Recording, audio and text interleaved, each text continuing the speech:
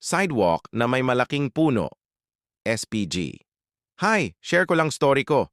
Maaga talaga ako gumigising o pumapasok sa work. Eto na nga, papasok na ako sa work. Mga alas 5:40 ng umaga, madilim pa rin nun. Need ko maglakad siguro 5 to 10 minuto bago makarating sa workplace ko. Usually naglalakad ako sa sidewalk, left side, at may puno doon na nakabaliko. At yung mga sanga medyo nakaharang para sa height ko. So yumuyuko ako pag dumadaan doon. Nung araw na yon, iba talaga pakiramdam ko na may feeling ako na lumipat sa right side ng kalsada. Alam mo yung bigla akong na-paranoid, bigla ako natakot na may something dun sa puno. So ang ginawa ko, lumipat ako sa right side at nakarating naman ako ng maayos sa workplace ko.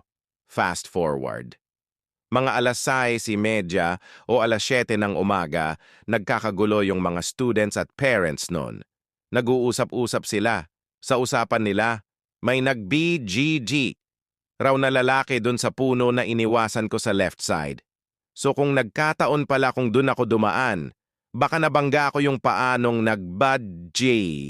Gabi pa raw nag-bad J yung lalaki at walang nakapansin kasi nakaharang yung mga sanga at malago ang puno.